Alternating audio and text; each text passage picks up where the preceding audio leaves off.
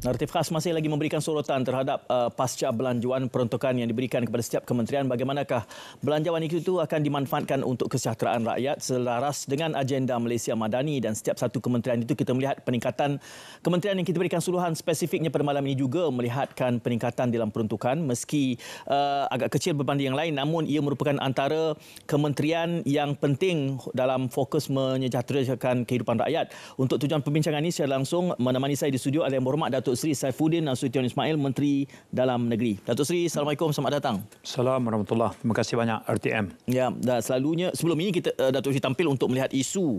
Ya. Tapi kali ini mungkin sorotannya banyak berkait tentang belanjawan. Ada peningkatan. Cuma berbanding yang lain lebih besar peningkatannya, tetapi ini peningkatan 3%. Namun elok kita bermula di situ dahulu tentang peruntukan yang diberikan kepada KDN, Datuk Seri. Ya, benar Syed. KDN dalam kalau dari segi saiz peruntukan yang diterima, itu rankingnya nombor 3 bersama dengan MINDEF, lebih kurang 19 bilion. Nombor 1 masih lagi pendidikan, nombor 2 Kementerian Kesihatan, nombor 3 itu pada 19 bilion, peningkatan daripada tahun lepas 18.5, dengan pemisahan dia 14 bilion pengurusan, belanja mengurus, belanja pembangunan 5 bilion. Jadi kalau dari segi urutan bajet yang diterima, kami berada pada kedudukan yang ketiga dalam lingkungan yang sama dengan MINDEF. Ya, kita boleh membayangkan Kementerian Pelajaran dan Kementerian Kesihatan tu punya peruntukan yang besar. Dan selalu saja kalau dalam Kementerian Pertahanan dan KDN ini akan melihat keanggotaan keselamatan. Apakah pecahan-pecahannya mengikut jumlah keanggotaan, manpower yang ada dalam kementerian itu justru menjadi antara kementerian yang paling besar mendapat peruntukan? Baik, Syed, saya nak olah begini saya. Perdana Menteri boleh keluar negara untuk memperkenalkan Malaysia, kemudian mengajak pelabur untuk masuk. Banyak misi keluar negara yang pelabur memberikan pledge atau komitmen. Seharusnya iklim dalam negara itu dari segi keselamatan mesti terjamin. Di sinilah peranan KDN. Memastikan keamanan, memastikan tidak ada ancaman keselamatan yang akan menjadi faktor penolak ataupun ketidakyakinan pelabur untuk datang. Ataupun kalau dalam negara, rakyat dalam negara sendiri itu sukar untuk bekerja dan bergerak gara-gara tidak ada atau tidak wujudnya jaminan keselamatan. Di sinilah peranan hakiki KDN. Peranan itu juga bukan hanya mengawal atau mengawasi soal keamanan, tapi juga soal keselamatan sempadan ya saya. Bayang tengok kita sempadan darat ini kita lebih kurang 4,000 kilometer. Dan sempadan laut pula lebih kurang 590,000 kilometer persegi. Apa maksud keselamatan sempadan? Di sinilah bolosnya misalnya penyeludupan rokok. Di sinilah berlakunya kegiatan illegal fishing, tangkapan ikan laut dalam oleh kapal-kapal nelayan negara jiran. Di sini juga berlaku penyeludupan subsidi. Subsidi barang perlu, minyak masak, subsidi seperti petrol, diesel, dan ini anggaran kerugian kita dari segi kontraband, minuman keras, unsur-unsur penyeludupan ini saja dianggarkan kerugian 5 bilion ringgit setahun kepada kutipan hasil negara. Kalau illegal fishing itu membabitkan juga unjuran kerugian hampir 5 bilion ringgit. Bayang tengok kalau umpamanya fungsi kawalan keselamatan sempadan darat dan laut ini kita abaikan atau tidak cekap, maka itu kesan besar kepada negara. Jadi itu justifikasi kenapa peruntukan sebesar 19 bilion itu mewajarkan untuk diterima oleh KDN.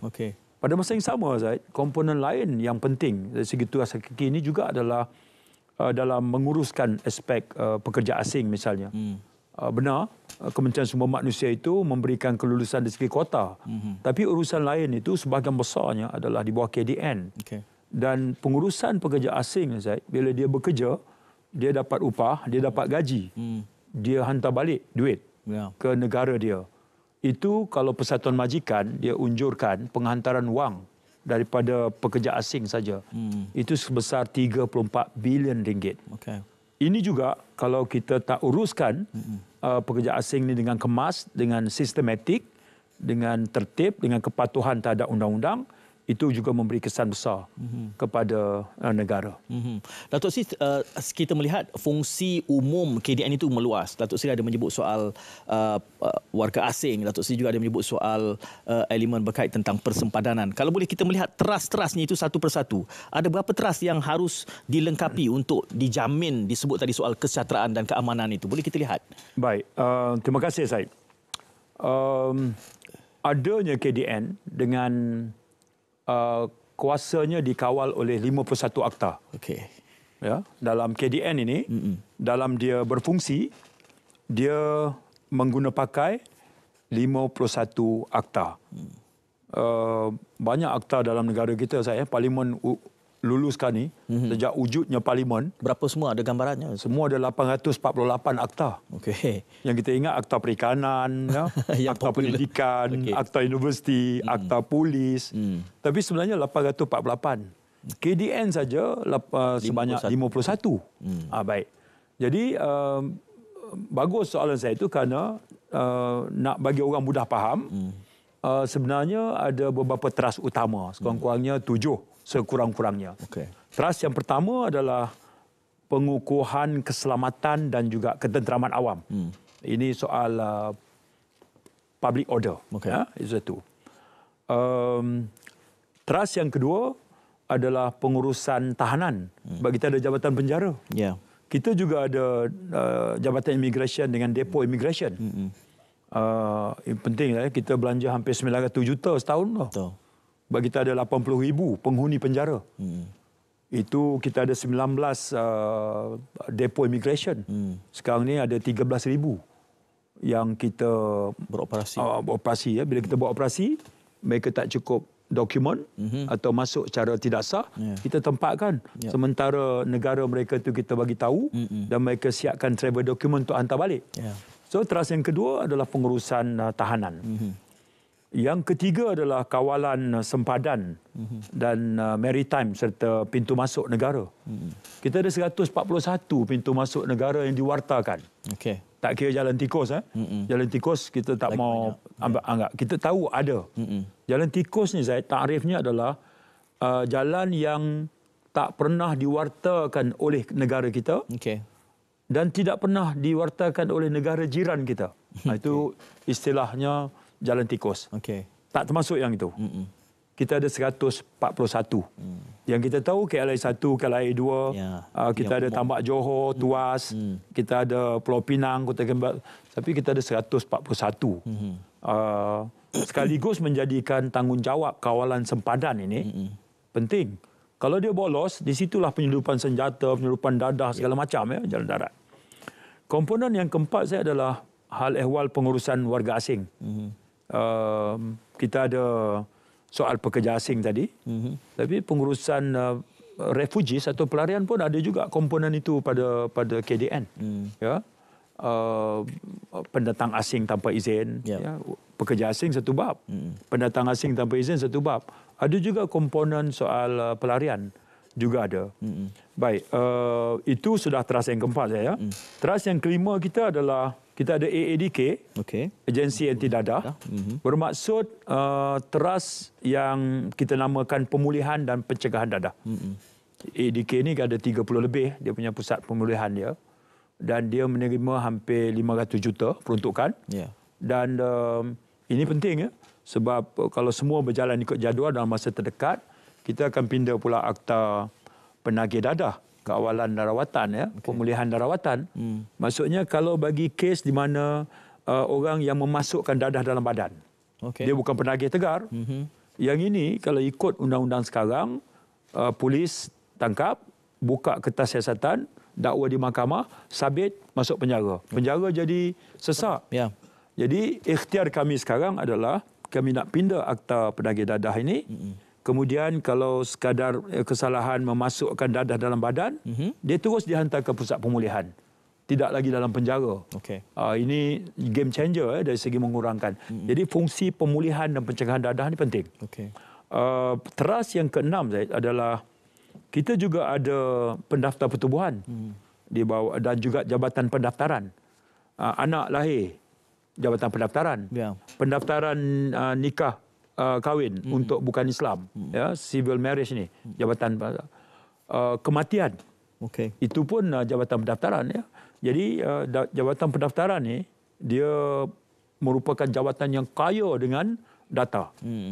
Jadi ini masuk dalam teras pemerkasaan komuniti dan industri. Itu fungsi yang keenam. Yang terakhir, yang juga penting, akhir-akhir ini Perdana Menteri bagi tumpuan yang ini, iaitu kebajikan anggota. Ini soal quarters, soal balai polis, soal IPD, ya, kemudian soal pos-pos pengawal polis ni, PGA post, ya. Ada 151 seluruh negara. Jadi aspek kebajikan ini bukan hanya tempat tinggal mereka, tempat kerja mereka juga. Mereka dah kawal sempadan negara 24/7, balik ke pos pengawal mereka doif. Laih sangat. Jadi Perdana Menteri memberikan arahan yang spesifik. Secara fokus keutamaan, hendaklah dinaik taraf. Jadi itu 7 teras. 7 teras ini sebenarnya menjadikan KDN itu menerima 19 bilion peruntukan, dan dia menguruskan banyak jabatan agensi yang besar. Polis, kita ada 125,000 anggota. Immigration, kita ada sekitar 15,000. Itu besar dari segi ini. Rela juga bawah KDN. Anggota yang siap siaga di Kerah ni sekitar 60,000. Itu siap sedia. Kita jangan tengok yang jaga trafik atau jaga kenduri kendara. Sekarang mereka jaga kawasan larangan, tempat larangan. Mereka juga jaga sempadan. Mereka juga rela sekarang terlibat membantu dari segi kawalan sempadan. Selain daripada sekatan jalan raya semua ni. Jadi kita tingkatkan fungsi siap siaga mereka itu. Jadi boleh bayangkan kalau KDN ini persis seperti sebuah kerajaan, it is a government by itself. Dari segi jumlah kaki tangannya, ya. So itu secara ringkas sesi naratif malam ini saya ambil peluang memperkenalkan tugas hakiki KDN. Ada beberapa yang sudah pun digambarkan, rakyat mendengar tentang, misalnya Datuk Seri juga menyebut soal menjaga sempadan yang bolos dan juga yang banyak itu. Single Border Agency yang akan diwujudkan ini juga akan berada di bawah KDN. Bagaimana, apakah belanjawan ini juga memfokus untuk penyediaan konsolidasi beberapa agensi, dan apa yang cuba ditangani di bawah SBA ini nanti? Ya, pada pembentangan bajet tempoh hari, Zaid, antara perkara baru yang PM umumkan ialah negara akan mempunyai Single Border Agency. Maknanya agensi tunggal yang akan mempunyai kuasa kawal selia di sempadan pintu masuk negara yang 141 tadi. Single Border Agency ni, saya cerita dia adalah tentang koordinasi, tentang sistem penyampaian yang lebih cekap, tentang integriti. Hari ini kalau kita pergi ke bangunan Sultan Iskandar yang kita kenal sebagai Tambak Johor, itu 20 agensi yang kawal selia. Ada di situ. 20. Jabatan Immigration, Polis, kita ada JPJ, kita ada Custom, kita ada Markis, Veterina, segala macam, 20. Jadi menguruskan sempadan diurus oleh 20 itu kan memberikan dia kompleksiti yang unik, ya. Kalau kita pergi ke Tuas, bangunan Sultan Abu Bakar, itu 14. Kompleks Abu Bakar itu 14 agensi. Kalau kita pergi pintu masuk Rantau Panjang, itu 9 agensi. Jadi bila 9 agensi ni dia bersimpang siur sikit dari segi, sebab itu saya sebut Single Border Agency adalah tentang koordinasi, tentang meningkat kecekapan sistem penyampaian supaya tak payah wujud lagi red tape dan kerana birokrasi. Yang ketiga adalah soal integriti lah. Jadi serentak dengan pengumuman Perdana Menteri, diikuti dengan mesyuarat Jemaah Menteri kemudiannya, minggu lepas itu Perdana Menteri memaklumkan bahawa KDN akan mengambil peranan sebagai teraju pengendali utama. Sudah tentu dia akan ada penyelarasan. Kita ada model sebelum ni macam Agensi Penguatkuasaan Maritime Malaysia. Itu asalnya adalah percantuman di antara 9 atau 10 agensi. Ataupun Eskom, Kawasan Keselamatan di Sabah selepas tragedi Lahad Datu.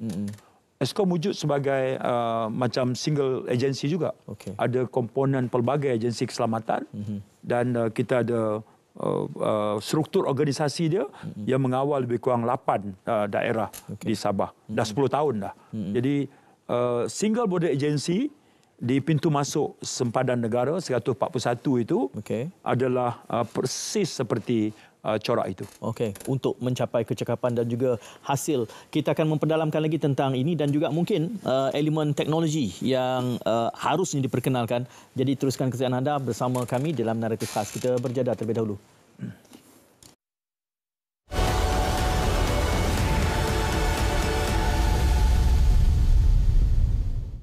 Dalam menempuh saat-saat sukar, membuat keputusan segera dan memulakan langkah menentukan masa depan anda. Bagi menyokong sistem penyampaian digital kerajaan mampu memudahkan setiap tugas dan keperluan dengan perkhidmatan gunasama ICT. MyGovNet menjadi nadi untuk menghubungkan keseluruhan rangkaian kerajaan yang khusus dan selamat. MyGov Cloud menyediakan perkhidmatan pengkomputeran awan yang cepat, mudah, terkawal dan fleksibel kepada agensi sektor awam.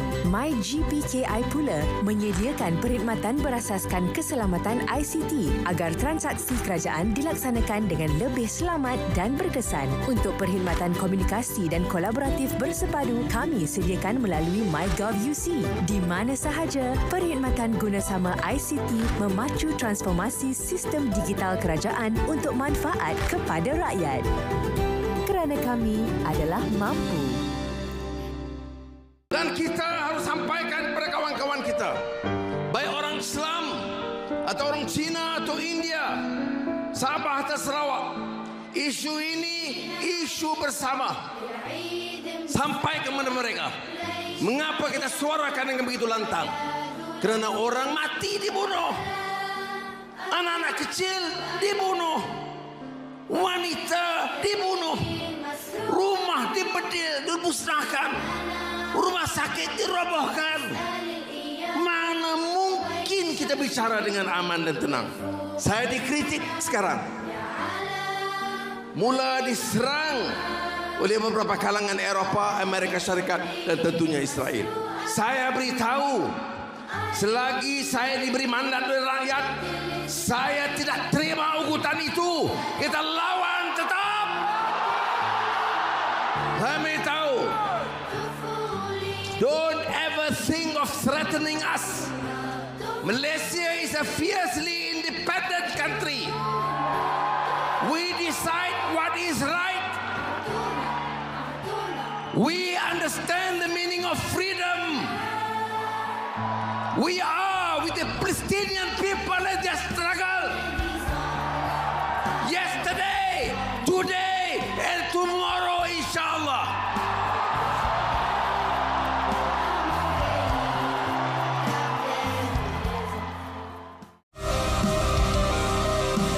Dengan tambahan penyediaan 200 juta ringgit melaksanakan payung rahmah. Ini termasuk jualan rahmah dan pasar rahmah untuk pengusaha, sumbangan tunai rakyat dan sumbangan asas rahmah.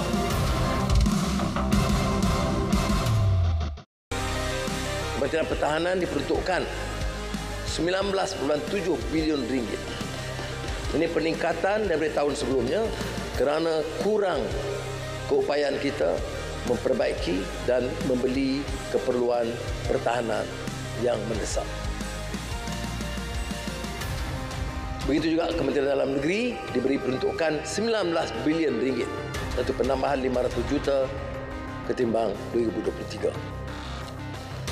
Kerajaan akan memulakan proses perolehan aset baru, termasuk 12 helikopter baru Tentera Udara Diraja Malaysia, perolehan aset utama Tentera Darat, kereta perisai, High Mobility Light Tactical Vehicle, Hovercraft Integrated fast interceptor, kenderaan sokongan pelbagai jenis. Memasang pulih 2 aset kapal selam selain meneruskan perolehan 3 buah littoral mission ship Tentera Laut Diraja Malaysia. Mengganti aset lama dengan 7 buah pesawat kapal terbang twin engine, 5 buah helikopter ringan PDRM.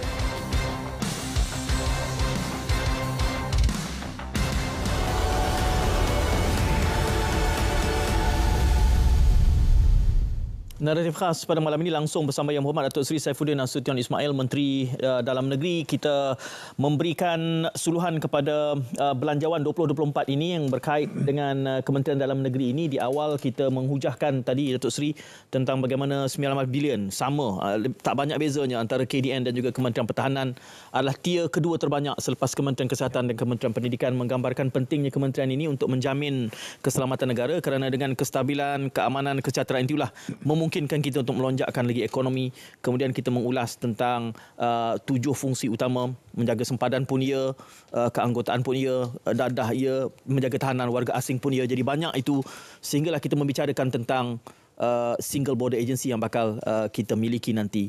Saya bangkitkan satu persoalan bila kita cuba untuk memperkemas, menambah nilai, elemen memodernkan. Mungkin istilah moden ni sudah tidak moden. Dia kata pasca moden dah sekarang ni. Kerana setiap kali perubahan teknologi yang cuba kita letak dan laksanakan, akan ada saja penambahbaikan, penambahan kederuan dalam teknologi yang ada. Jadi kita nampaknya memastikan keselamatan teknologi ni selalu bermain catch up, selalu cuba mengejar dalam apa persiapannya dalam kerangka belanjawan ini untuk memastikan kita berada di depan dalam kesiapsiagaan.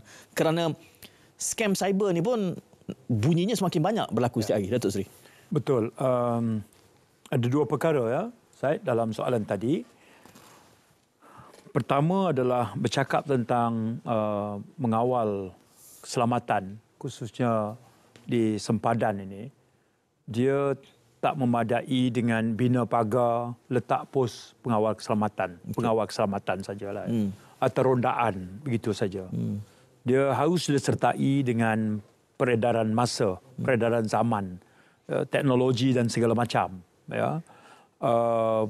Pemasangan radar atau penggunaan drone, bilik kawalan.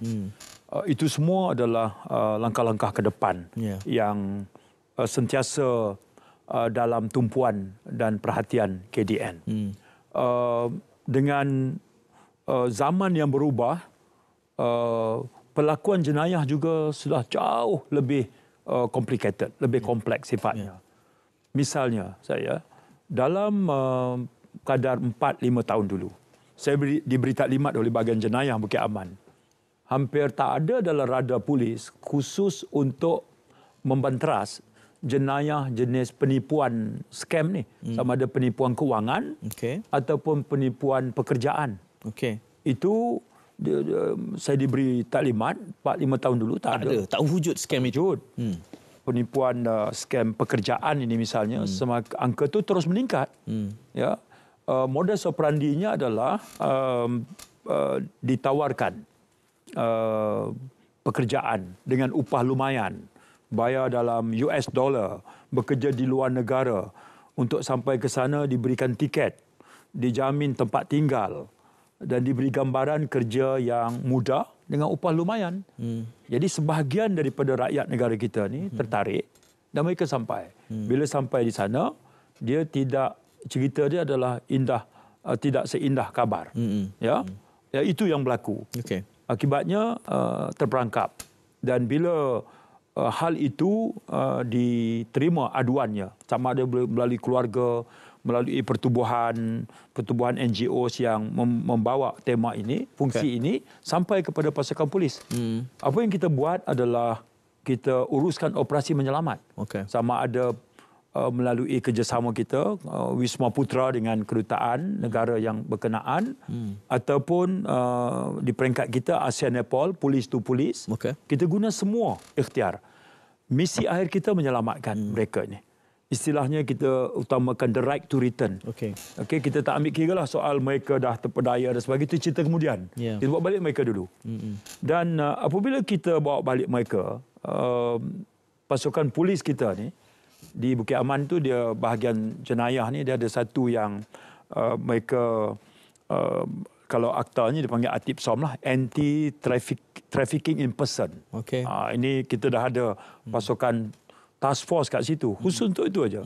Bila mangsa ini diselamatkan, pasukan polis buat profiling kat atas mereka. Okey. Temu bual mereka, kenapa pergi, macam mana cerita dia kan. Daripada situ, pasukan polis yang buat profil ni bangunkan 4 kategori. Sekarang ni. Yang pertama, memang secara naifnya mereka terpengaruh, mereka pergi. Itu betul. Yang kedua, dari mula lagi mereka tahu ini scam. Okey, tapi mereka masih nak cuba. Okey.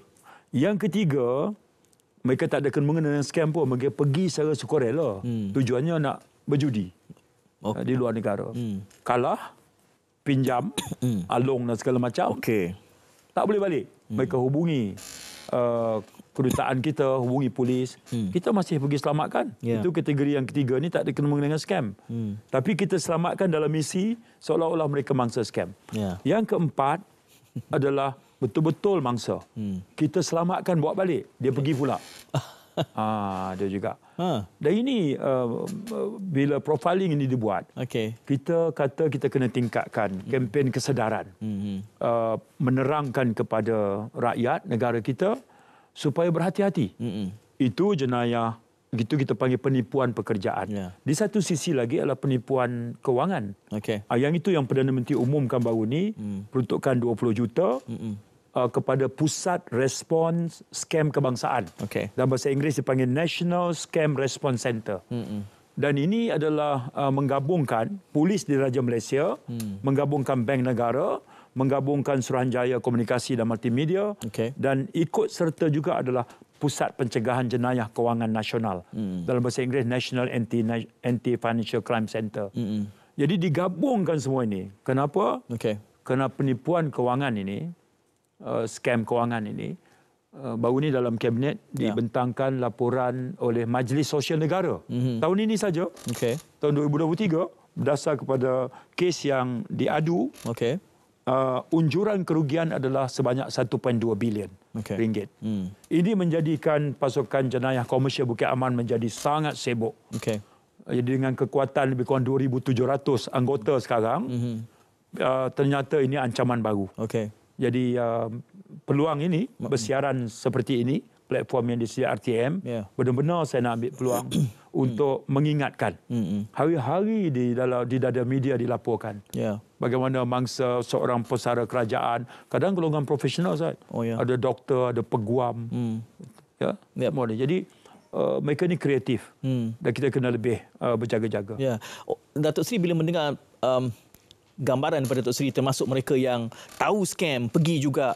Kemudian Datuk Seri mengatakan bahawa 20 juta diperuntukkan untuk NSRC itu. Saya bayangkan kempen saja pun perlu dana yang banyak. Jadi macam saya tak pasti 20 juta tu kedengaran macam tak cukup juga untuk kita menangani ini. Kerana di sudut yang lain juga dari segi teknologi ini, mereka kreatif dan sentiasa saja menambah baik pendekatan mereka. Jadi saya terasa seperti 20 juta itu sepertinya tidak cukup. Tapi saya tahu bagaimana itu akan dimanfaatkan. Benar.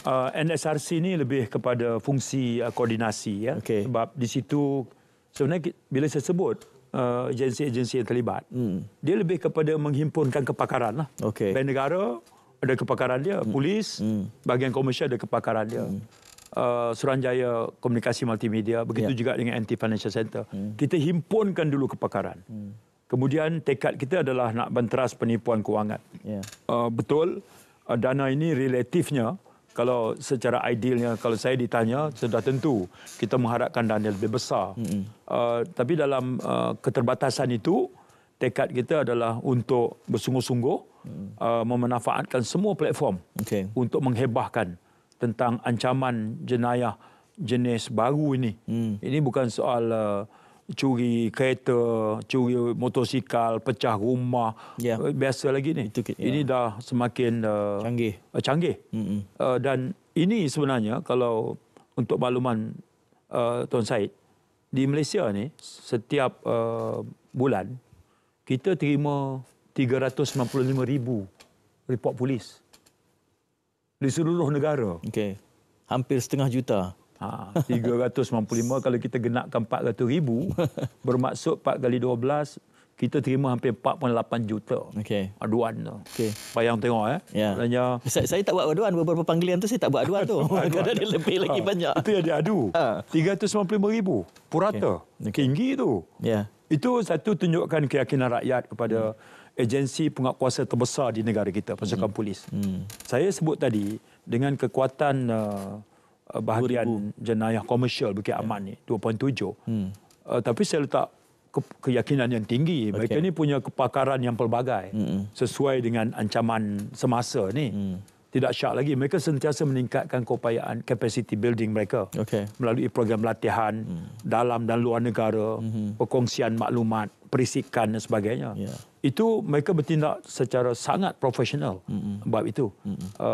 Bahkan mereka menyiasat kes-kes yang besar. Misalnya kan baru ni kita pasukan polis bawa balik Roger Ng yang terlibat dalam kes Goldman Sachs yang dipenjara 10 tahun di Amerika Syarikat. Tapi sebab ada perjanjian bahawa kita boleh bawa balik, kita belum selesai lagi. Dan sekarang siasatan sedang dijalankan. Beberapa bulan dulu, mereka pihak polis juga berjaya mengesan dan bawa balik Jasmine Lu. Orang penting dalam skandal 1MDB. Dan kemudian tak berapa lama lepas itu, pasukan polis membuat pengumuman melalui Jasmine Lu. Mereka berjaya membuat asset recovery hampir 93.2 juta. Jadi dalam diam itu, 3 orang dah tak cakap lagi tajuk itu, pasukan polis itu bekerja. Dia bekerja berterusan. Sebab tak pernah berhenti dari segi siasatan. Jadi saya salute lah soal profesional mereka. Mereka tak pernah tutup kes apa semua ni dalam kes-kes yang mendapat merupakan public interest kepentingan negara. Itu sangat kita raikan dan kalau ini topiknya bukan belanjawan, saya ada soalan tentang Jasmine dan juga Roger Ng itu. Tapi saya nak memfokuskan kepada berkait tentang belanjawan ini dulu. Dalam bila disebut tadi soal warga asing juga di bawah tata kelola dan pemantauan penyeliaan kementerian ini, kerana isu pendatang asing tanpa izin ini juga menjaga tahanan itu sendiri ada elemen kosnya. Dan itu kos dana awam, termasuk mereka yang punya dokumen UNHCR ini. Jadi belanjawan ni kalau tanya dengan rakyat lah, dia rasa macam kita belanja menahan ini pun perlu ditangani dengan dana awam. Jadi apa kebijaksanaannya di dalam kita memberikan peruntukan ini dan apa implikasinya? Datuk silakan tangani selepas kita berehat, kita berjeda terlebih dahulu.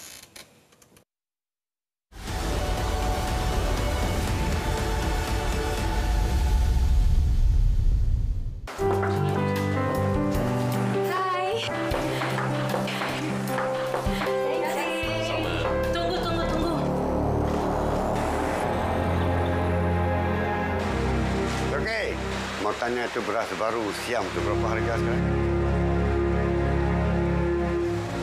Hai, lele. Ayah, cepat Taisai. Maaf deh, perempuan tanya. Halo?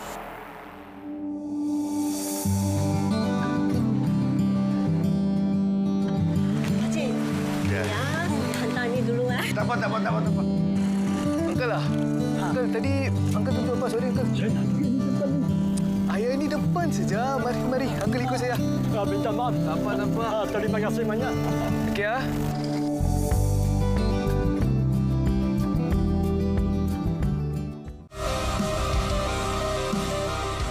Tahun Melawat Malaysia ditetapkan semula pada tahun 2026 dengan sasaran ketibaan 26.1 juta pelancong asing dan perbelanjaan domestik sebanyak 97.6 bilion ringgit. 350 juta ringgit bagi merancangkan promosi dan aktiviti pelancongan supaya Malaysia kembali sebagai destinasi pelancongan pilihan utama.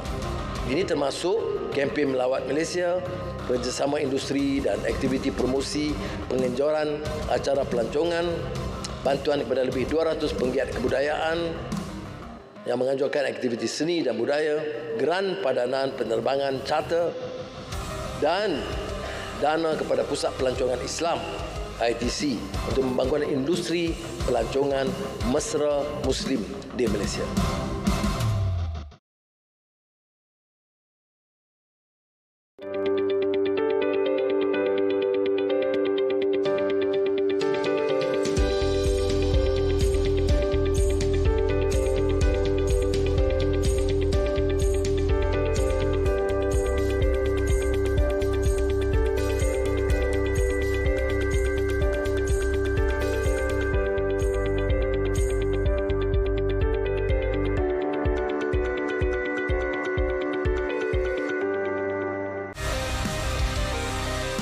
bagi terus menggalakkan wanita untuk kembali bekerja, galakkan cukai bagi wanita untuk kembali bekerja, dilanjutkan sehingga 31 Disember 2027. Had pengecualian cukai pendapatan ke atas allowance penjagaan anak yang diterima oleh pekerja atau dibayar terus oleh majikan kepada pusat jagaan kanak-kanak ditingkatkan daripada RM2,400 kepada RM3,000. Kawan-kawan kita, baik orang Islam atau orang Cina atau India, Sabah atau Sarawak, isu ini isu bersama. Sampai kepada mereka. Mengapa kita suarakan dengan begitu lantang? Kerana orang mati dibunuh, anak-anak kecil dibunuh, wanita dibunuh, rumah dibedil, dimusnahkan, rumah sakit dirobohkan. Mana mungkin kita bicara dengan aman dan tenang? Saya dikritik sekarang, mula diserang oleh beberapa kalangan Eropah, Amerika Syarikat dan tentunya Israel. Saya beritahu, selagi saya diberi mandat oleh rakyat, saya tidak terima ugutan itu. Kita lawan tetap. Saya beritahu, don't ever think of threatening us. Malaysia is a fiercely independent country. We decide what is right. We understand the meaning of freedom. We are with the Palestinian people in their struggle. Yesterday, today, and tomorrow, inshallah.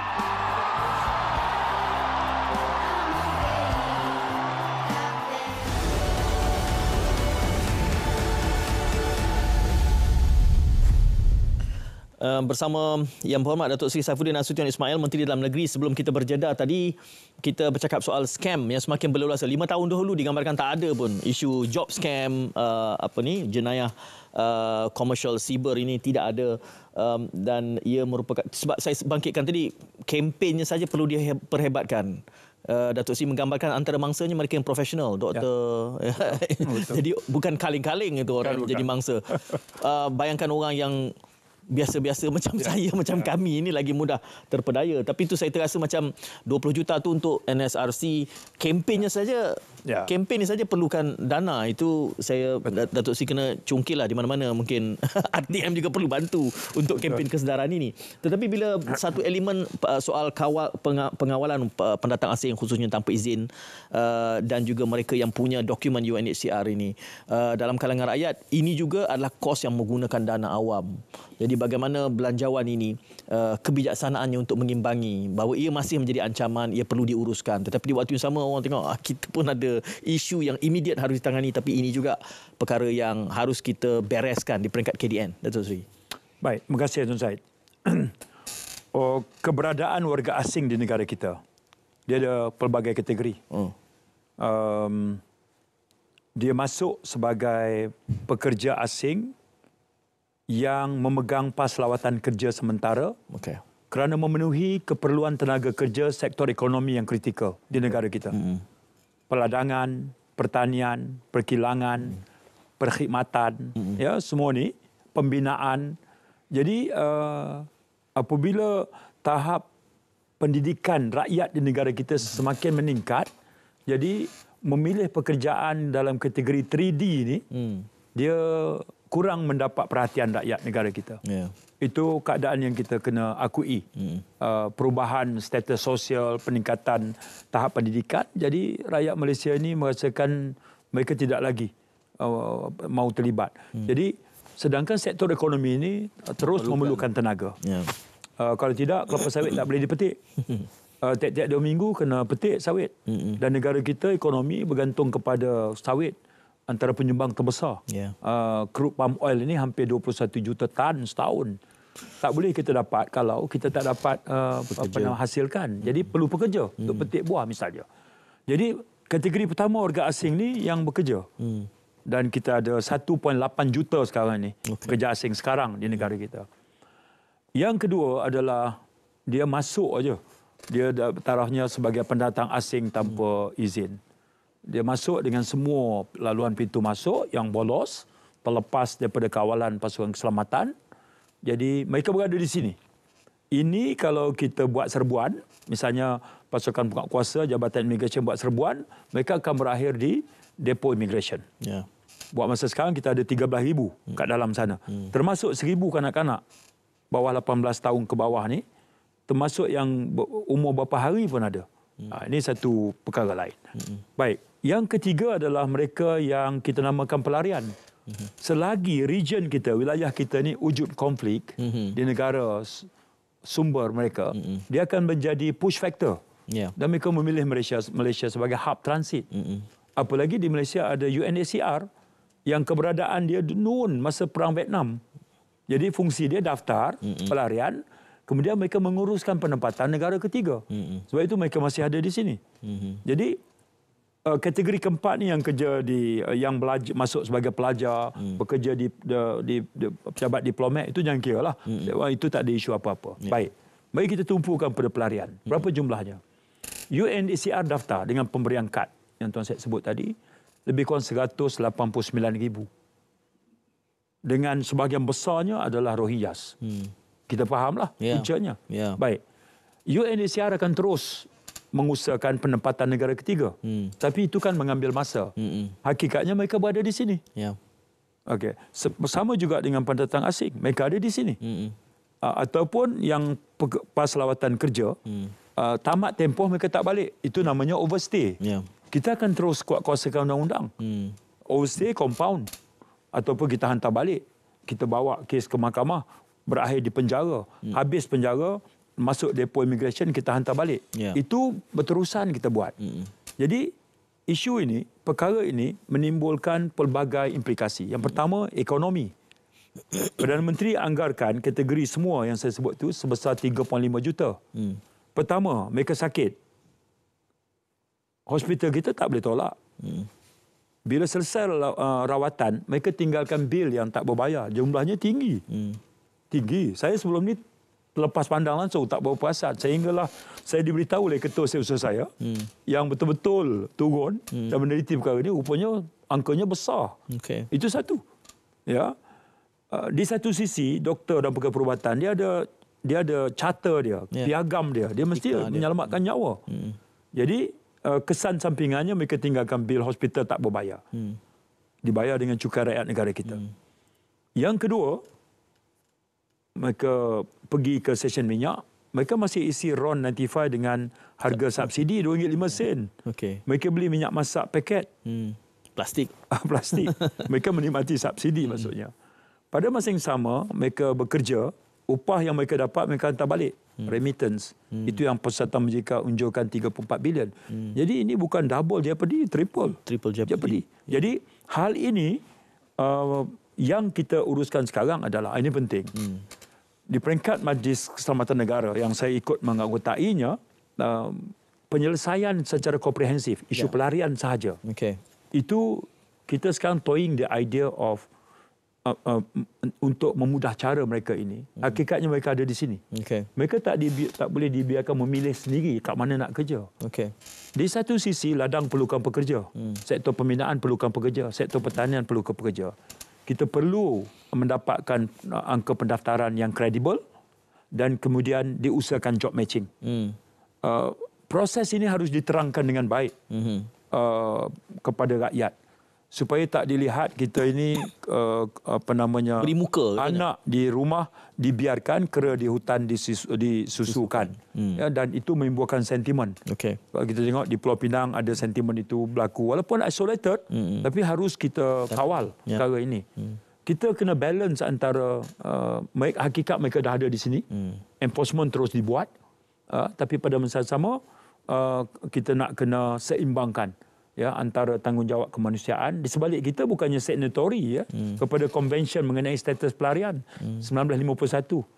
Kita juga dan juga protokol mengenai status pelarian 1967 kita tak ada. Tapi atas prinsip ihsan dan kemanusiaan. Kadang-kadang rakyat negara kita kata apa lagi ihsan kemanusiaan.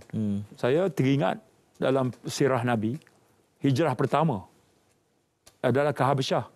Ketika itu umat Islam lemah. Ja'far bin Abi Talib adalah ketua diplomatnya. Betul.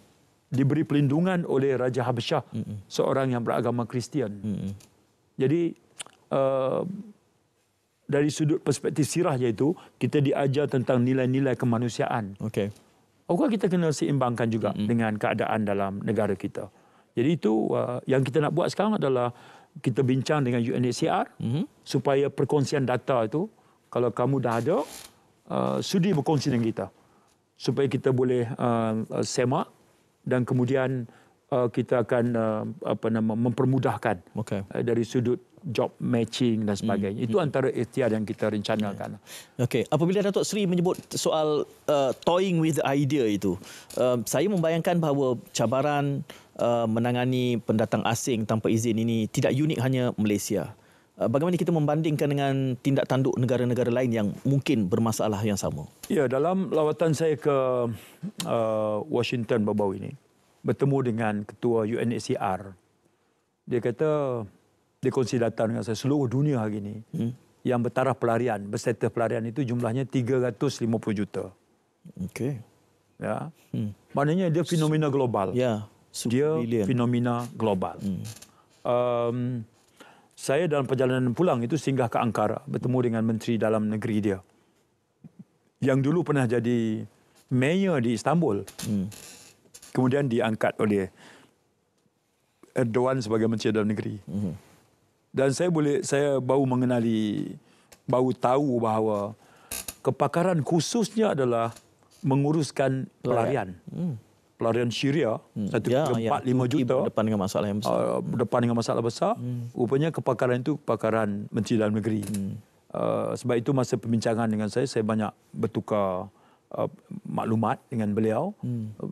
Sama juga, dia juga menghadapi tentangan daripada warga tempatan. Kita juga begitu. Jadi, tapi ini bukan berlaku 11 bulan kerajaan perpaduan saya. Ini kita inherit masalah lampau. Masalah wujud di depan kita. Persoalan yang kita perlu tengok bukan blame game lagi lah. Macam mana nak selesaikan masalah ini? Itu keutamaan kita sekarang yang Perdana Menteri minta diberikan fokus dan tumpuan. Datuk Seri, saya ingin bawa isu, kalau kita masih berbaki masa, berkait tentang penjara yang sesak dalam konteks bajet ini, dan juga isu yang berkait tentang kewarganegaraan kepada anak ibu warga negara tapi ayahnya bukan. Ini hangat diperbicarakan. Jadi masanya untuk kita berehat kembali studio sini untuk memberikan fokus terhadap dua tema yang saya bangkitkan. Kita berehat dahulu.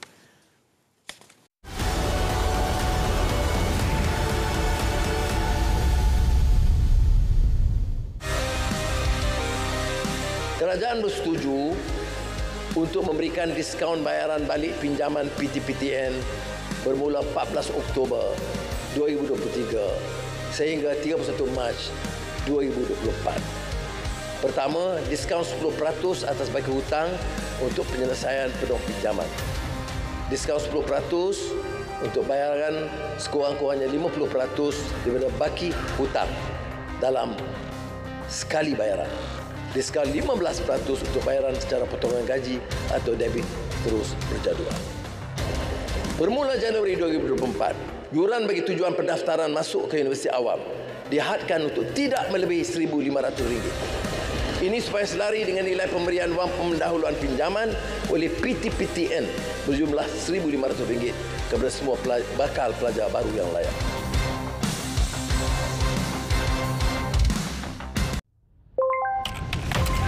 Dalam kita membangunkan aplikasi yang memberi kesejahteraan kepada negara, ada yang menyalahgunakannya. Sejak kebelakangan ini, terdapat peningkatan ketara dalam penyebaran maklumat atau berita palsu yang boleh menimbulkan kekeliruan dan kegusaran di kalangan masyarakat. Ancaman berita palsu tanpa verifikasi sumber, fakta dan maklumat memberi impak serta implikasi negatif kepada rakyat dan negara. Sebarang penyebaran berita palsu akan dikenakan tindakan undang-undang serta didakwa mengikut Seksyen 505 Kanun Kesiksaan dan Seksyen 233 Akta Komunikasi dan Multimedia 1998. denda maksimum RM50,000 atau penjara tidak melebihi 1 tahun atau kedua-duanya, dan juga denda selanjutnya setiap hari kesalahan berjumlah RM1,000. Bersama Cegah Berita Palsu, sebar fakta bukan dusta. Tidak pasti, jangan kongsi.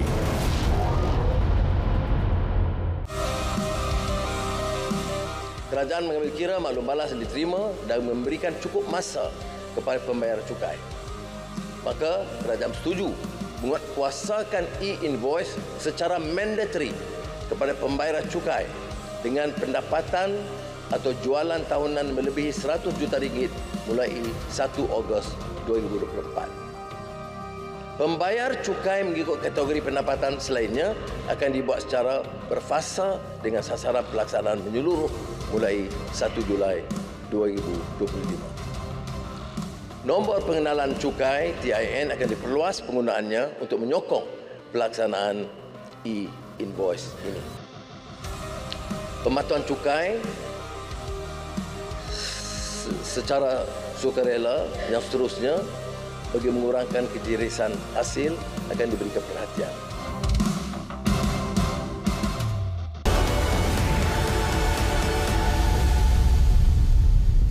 Kembali bersama naratif khas Menteri Dalam Negeri menjadi tetamu pada malam ini. Dua soalan yang saya bangkitkan sebelum kita minit-minit berbaki ni, Datuk Seri. Penjara yang sesak, bagaimana kita memanfaatkan apa perimeter yang boleh, dan juga isu warga negara. Dua isu yang dekat dengan KDN harus kita tangani sebelum kita usai. Terima kasih Tuan Syed. Saya masih ingat mula-mula masuk dan pegang jawatan ini, Perdana Menteri bagi arahan khusus pada saya, usahakan mengurangkan kesesakan penjara. Mengikut World Prison Brief, bagi setiap 100,000 rakyat dalam sebuah negara, idealnya yang masuk penjara tu 140. Okay. Kita sekarang 223. Terlebih. Sekarang ada 41 penjara, kita ada 80,000 penghuni.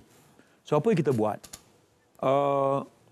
Kita analyse datanya, kita tengok yang menjalani hukuman, yang dihukum 3 tahun ke bawah. Itu lebih kurang 18,000. Jadi kita invoke Seksyen 43, Jabatan Penjara, Akta Penjara Seksyen 43, kita keluarkan mereka melalui parol, perintah kehadiran wajib, pembebasan berlesen. Physically mereka berada di luar tembok. Jadi Jabatan Penjara adakan kolaborasi dengan hampir 300 syarikat, dan syarikat ini mengambil penghuni ini bekerja. Dan mereka ada tempat tinggal, mereka dapat upah dan allowance. Kemudian mereka berpeluang untuk memudahkan proses asimilasi dengan masyarakat di luar sana. Ini sedang berjalan. Kita namakan program correctional community. Yang bagusnya Tuan saya adalah bila mereka selesai, kita bebaskan. 800 yang dibebaskan melalui kaedah ini, satu aja yang mengulangi kesalahan dan masuk balik. Berbanding yang biasa, 100 yang dibebas, 18 masuk balik. So saya anggap ini antara success stories. Ada nilai-nilai ihsannya di situ. Kesesakan juga yang saya sebut tadi yang berlaku pada depo immigration. Sekarang kita wujudkan Baitul Mahabbah. Anak-anak ini tempatnya bukan dalam depo. Keadaannya sangat tidak kondusif. Jadi kita luncurkan yang pertama dinilai Baitul Mahabbah. Kita keluarkan anak-anak ini dan penjaganya. Yang kedua kita akan buka di Papar. Perdana Menteri baru ni dalam bajet luluskan 10 juta. Kita harap tahun depan kita boleh hasilkan lagi 3. Baik. Isu warga negara, dia bermula apabila kes Surani Kempe. Anak lahir di luar negara, ibu warga negara, ayah warga asing. Anak ikut warga negara asing. Ibunya minta supaya di Malaysia ini anaknya diberikan taraf warga negara secara kuat kuasa undang-undang. Ini 14(1)B. Bermula daripada situ, bulan Februari tahun ini, Kabinet bersetuju untuk pindaan ini dibuat. Saya mempengusikan mesyuaratkan kuasa pindaan perlembagaan. Datuk KSU mempengusikan mesyuaratkan kuasa teknikal. Sejak bulan 2, kita buat libat urus, kita buat kajian dengan negara-negara luar, apa amalan baiknya. Kita kaji akta dalam negara yang sedia ada.